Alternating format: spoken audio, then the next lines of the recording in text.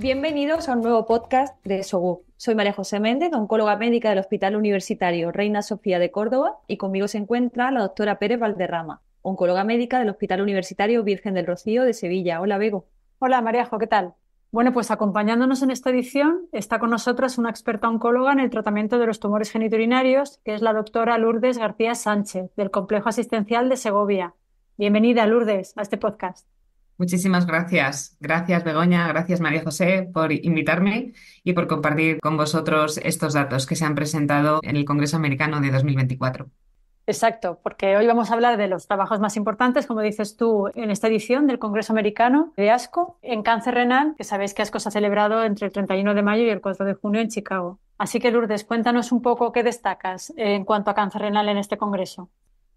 En primer lugar, querría destacar los datos publicados del estudio Javelin Renal 101, que como todos conocéis es un estudio fase 3 randomizado en el que los pacientes eran aleatorizados a recibir el tratamiento convencional con sunitinib versus la combinación de avelumab con axitinib. Se han presentado los datos de supervivencia global final del ensayo y estos son estadísticamente no significativos. Aunque existe una tendencia en supervivencia global en la población, tanto PDL1 como por intención de tratar, a favor de la combinación de avelumab y axitinib, estos datos no benefician a dicha combinación. Los datos de supervivencia libre de progresión sí que son estadísticamente significativos, beneficiando a la combinación experimental, pero debido a que no hay datos estadísticamente significativos de supervivencia global, no podemos recomendar actualmente la combinación de avelumab con axitinib, teniendo otras combinaciones con inhibidores de tirosinquinasa e inmunoterápicos que sí que han demostrado dicha eficacia. Oye, ¿y qué tiene de diferente este estudio para que este salga negativo cuando todos los demás han salido positivos? ¿Es el fármaco en sí o me lo pregunto siempre y no sé muy bien? La verdad es que desconozco cuál es la razón por la cual los datos de supervivencia libre de progresión sí que son estadísticamente significativos a favor de la combinación del tratamiento experimental con Avelu-Axi en comparación con sunitinib y por qué estos datos no se extrapolan a posteriori en supervivencia global. No sé si es el fármaco, no sé si es que el avelumab es un fármaco inmunoterápico que tiene menos eficacia, no sé si es que el axitinib es la combinación de estos dos fármacos no es sinérgica, eso ya lo desconozco. No sé si vosotras lo sabéis. No, no, que va, ni idea. Vale. Vale, Podemos seguir. vale.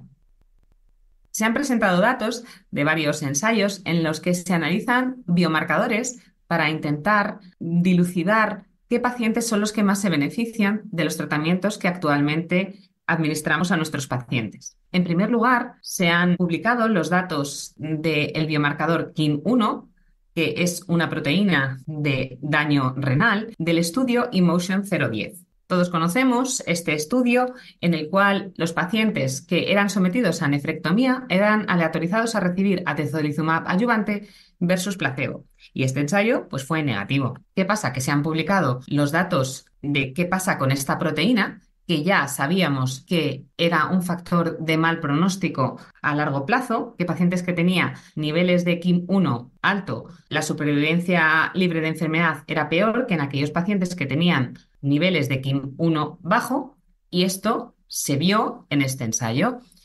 Los pacientes que a nivel basal tenían los niveles de proteína alta, se veía que tenían una menor supervivencia libre de enfermedad versus aquellos pacientes que tenían niveles de proteína KIM1 baja, que tenían mayor supervivencia libre de enfermedad. Y, curiosamente, los pacientes que tenían KIM1 alta, el subgrupo de pacientes que tenían KIM1 alta en sangre, eran los únicos que se beneficiaban de administrar atezolizumab adyuvante. Mientras que los pacientes que tenían KIM1 baja en sangre, los datos no eran estadísticamente significativos. ¿Y qué pasa? Pues que encima también veíamos que era un valor predictivo, es decir, que aquellos pacientes que a lo largo de su enfermedad incrementaban los niveles de KIM1, veíamos que tenían menor probabilidad de supervivencia libre de enfermedad.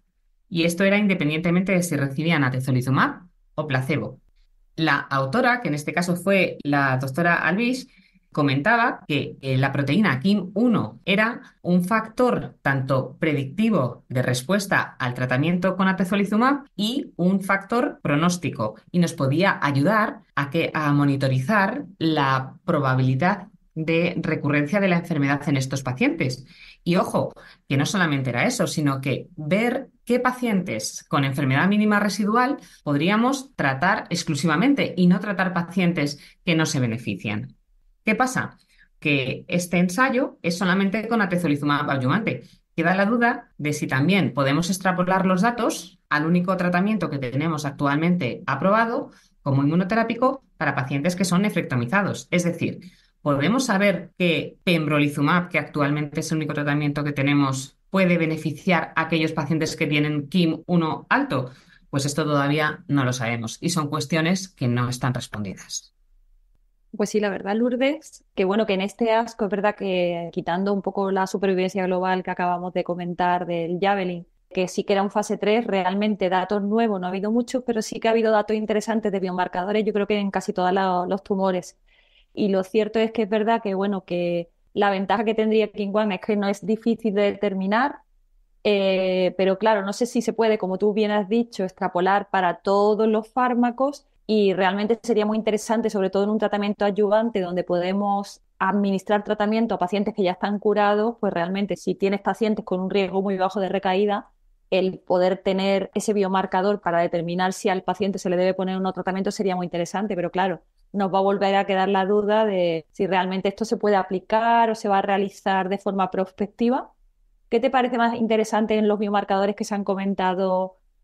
Un poco determinación de biomarcadores de este tipo, célula tumoral ctDNA circulante. A ver, yo creo que los datos que nos ha ofrecido la doctora Alvis con este estudio creo que son muy interesantes y se pueden poner en práctica clínica, puesto que la determinación de KIM-1 es en sangre. No hace falta tener ningún aparato de secuenciación ni ninguna técnica mucho más avanzada. Entonces, lo que nos está diciendo este ensayo es que podemos ahorrar toxicidades a largo plazo de la inmunoterapia que no son desdeñables. Es decir, tú al paciente que le sometes a un año de pembrolizumab, le estás exponiendo a un riesgo de un hipotiroidismo secundario que tenga un tratamiento sustitutivo ya de por vida, diarrea secundaria al pembrolizumab por el cual que tenga que ingresar por una colitis inmunorrelacionada, una transaminitis residual. O sea, estamos hablando que no son toxicidades que, bueno, son pocas, porque realmente la inmunoterapia, todo el mundo decimos, se tolera muy bien, sí, pero todos hemos tenido casos desgraciados y que nos han dado mucho susto la inmunoterapia. Yo creo que el dato de KIM-1, la determinación en sangre de esta proteína, nos puede ayudar muy mucho como marcador predictivo y como marcador pronóstico de estos pacientes. Me parece Sí, un ensayo además, muy interesante. además que yo estoy de acuerdo contigo, porque lo comentamos muchas veces, Maríajo, ¿verdad? Que además en adyuvancia, no sé, Lourdes, si tú opinas igual, es como que los pacientes tienen todavía más toxicidad, que siempre a mí me llama la atención, te da la sensación, que creo que es una realidad, pero ¿no? Que en adyuvancia los pacientes tienen todavía más toxicidad que en enfermedad metastásica. Y toxicidades ya no a largo plazo, sino a corto plazo y que en ocasiones, ¿no? Pues dan lugar a fallecimientos en un paciente que se podría haber evitado quizás, ¿no? ¿Sabes si se Sí, están sí. haciendo estudios prospectivos? ¿Como pasó con CTDA en vejiga o de momento están esperando un poco a ver dónde lo posicionan? Yo creo que esto de momento está bajo supervisión. Yo creo que esto no se puede, hoy por hoy, tú no puedes extrapolar los datos de atezolizumab a pembrolizumab. ¿Que nos encantaría hacerlo? Claro que sí, pero yo Mm. creo que es un fármaco diferente y si lo queremos hacer, habría que hacerlo con los datos del estudio de adyuvancia de pembro. Ujú. Pues ¿Continuamos? si quieres. Venga, seguimos. Se han presentado también datos muy interesantes de biomarcadores de dos ensayos fase 3. Ya hablamos de enfermedad metastásica, del estudio CLEAR y el estudio Keynote 426. El estudio CLEAR aleatorizaba a pacientes a recibir pembrolizumab en combinación con lenvatinib versus sunitinib, y el estudio Keynote 426 aleatorizaba a los pacientes a recibir pembrolizumab con axitinib versus sunitinib. Y como todos conocemos, los datos son estadísticamente significativos a favor de supervivencia global y supervivencia libre de progresión. Pero ¿qué pasa?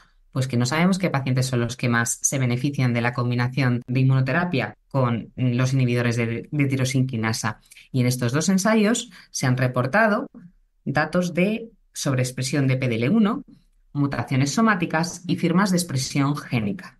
Y ni por PDL1 ni por mutaciones somáticas o secuenciación de RNA podemos determinar qué pacientes son los que más se van a beneficiar de administrar la combinación de inmunoterapia con TKI, dado que todos los pacientes se benefician, tanto en supervivencia libre de progresión como en tasa de respuestas, que duplican tanto la supervivencia libre de progresión como la tasa de respuestas. Cabe destacar que en el estudio Keynote 426, la firma genética de sobreexpresión de genes de angiogénesis se benefician más de los inhibidores de tirosinquinasa, pero es que también se benefician de la combinación de inmuno-TKI. Y es que ya sabíamos que estos pacientes que sobreexpresan genes proangiogénicos sí que tienen mejor pronóstico a largo plazo. Por tanto, ni por expresión de PDL1, ni mutaciones somáticas, ni firmas de expresión génica, no podemos conocer en la práctica clínica habitual qué pacientes son los que se pueden beneficiar de la combinación TKI con inmunoterapia, y fuera de la práctica clínica habitual no podemos determinar y excluir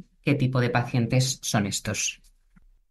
Y ya por último, se han presentado dos recogidas de datos, dos análisis institucionales de Real World Data. En primer lugar, se han recogido, se han publicado el análisis multiinstitucional de 102 pacientes diagnosticados de cáncer renal tipo cromófobo, en el cual nos intentan dilucidar qué tratamientos son los que deberíamos administrar en este tipo de pacientes, viendo que la monoterapia con inhibidores de tirosinquinasa o ya sea la monoterapia con inhibidores de mTOR no beneficia o beneficia en menor medida en comparación con los pacientes que reciben los dobletes, ya sean los dobletes de inmuno-TKI o los dobletes de TKI con mTOR. Pero es que yo creo que hay que destacar que la supervivencia global de la monoterapia son 23 meses, duplicando esta supervivencia global en aquellos pacientes con cáncer renal cromófobo metastásico que reciben el doblete.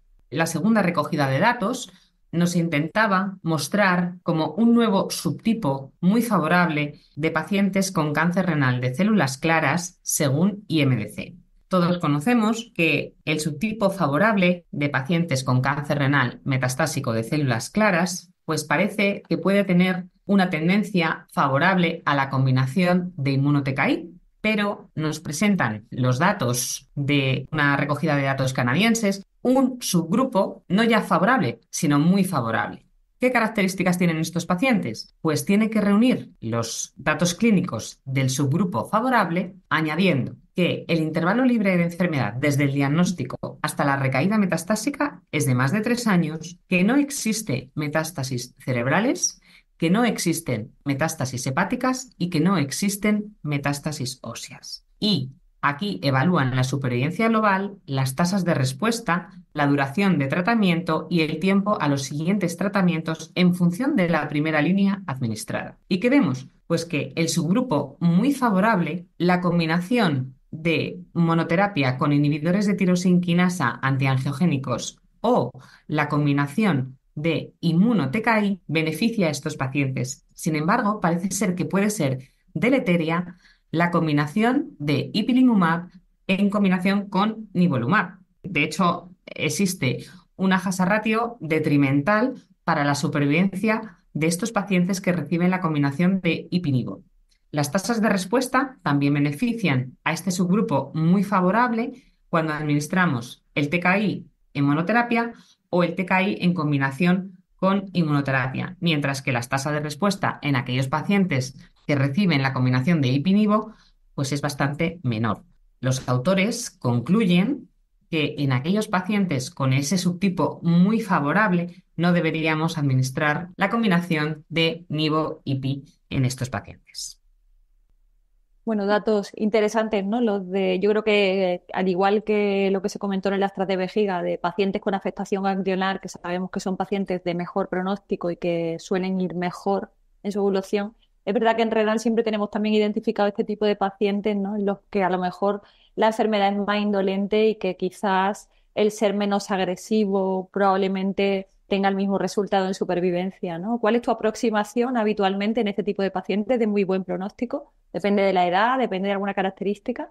Muchas veces depende de la carga tumoral, porque en pacientes que estarían incluidos, ¿no? Con metástasis pulmonares quizás subcentimétricas, incluso múltiples, ¿vale? Pero que al paciente no le producen clínica, una estrategia a seguir, que incluso lo recomiendan las guías internacionales, es no hacer nada, es el watch and wait. Entonces, quizá que aquí en me faltaría, ¿no? Como una rama más el ver qué pasa con esos pacientes en los que no hacemos nada. No es que no administremos un combo, sino que no administramos ni TKI ni hacemos absolutamente nada sino seguimiento. Entonces, eso es una buena estrategia también a largo plazo. ¿Qué pasa? Que a veces los pacientes se agobian cuando ves que dices, jo, es que no están haciendo nada por mí. Entonces, en ese caso, ahora ya tienes un argumento más para justificar el no administrar un tratamiento en combinación de TKI con inmunoterapia y exclusivamente dejarle al paciente con un TKI en monoterapia. Yo creo que esto nos apoya, aunque sea un estudio, un análisis retrospectivo, un análisis de real world data, pues oye, te apoya un poco más a lo que hacemos habitualmente. Sí, por eso los real world data son tan importantes, ¿no? Porque estas cosas que nunca se verían en un ensayo clínico, ¿no? Dan muchísima información. Mm, Y muy interesante de cromófobos, porque es una serie muy grande, en realidad, de 102 pacientes, que estos pacientes son mm, muy raros. Yo creo que yo como mucho uno al año, si es que lo tengo, ¿no? Es una sí. serie importante que también es interesante también un poco lo que consiguen, ¿no? Un tumor que no es respondedor a nada teóricamente, y sin embargo en esta serie, bueno, ahí van. Pues ahí vemos que en esta serie, Mm, quizá a lo mejor, al contrario que los muy favorables, quizá exacto. la monoterapia no deberíamos utilizarla, ya sea la monoterapia con TKI o la monoterapia con Entor, sino que ya te tienes que meter un poco más en faena, utilizar un combo, ya sea con inmuno-TKI o con TKI inhibidores de Entor. Aunque realmente la mayoría de las series están tratados como, porque como al ser una serie histórica, la Claro. mayoría, creo que aproximadamente casi 60, estaban tratados solo con TKI. Entonces, claro, aunque vaya mejor el doblete, es que el doblete eran 12 o 13 pacientes. Eso es, Entonces, más o claro, menos a lo mejor era, extrapolar todavía es complicado, ¿no? Ya, creo que con el tiempo sí que tendremos a lo mejor Mm. más seguimiento, pero de momento la mayoría de los pacientes de la serie estaban tratados en primera línea con un TKI, ¿no?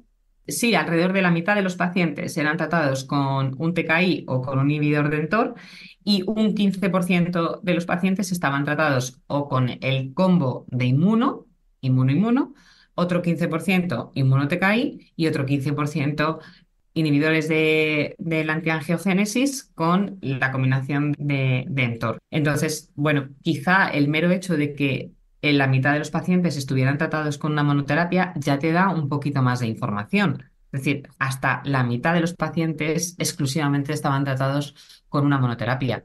Y vemos que es que se duplican las tasas de Mm. supervivencia en aquellos pacientes que reciben un doblete. Yo creo que también esto nos ayuda un poquito a reafirmarnos en nuestra práctica clínica habitual que, oye, un paciente joven, quizá a lo mejor tienes que administrarle un combo en este subtipo cromófobo. Aunque en realidad no estaría probado, porque realmente No. solo lo podemos No. usar en célula clara. O sea, no los tenemos probados en célula clara en nuestro país, Pero tampoco Por pero supuesto. nunca vas a tener un ensayo que te lo valide. O sea, que es que en el y fondo vamos a realmente, necesitar además, esto. que yo sepa, además, se están excluyendo en los ensayos de no célula clara, se Sí. excluyen muchas veces los cromófobos. Utilizan combinaciones con nuevos TKI inmuno, pero que yo sepa, por ejemplo, este que hay con el XL092 te excluye cromófobos, solo se pueden incluir Sí. papilares, translocados, y no puedes, o sea que es que probablemente vamos a tener muy poca información de combos en primera línea en cromófobos. Y yo la sensación que tengo es verdad que, bueno, que no van bien, pero sí que he tenido algún paciente que ha ido bien con Entor, no en primera, porque no lo suelo utilizar en primera el Entor, pero que no me ha ido bien ni con Inmuno ni con TKI en secuencia, y que sí que han ido bien con Entor. Y tengo algún paciente, bueno, de hecho tengo un paciente que lleva ahora 3 años con Everolimus y que es lo único a lo que ha respondido.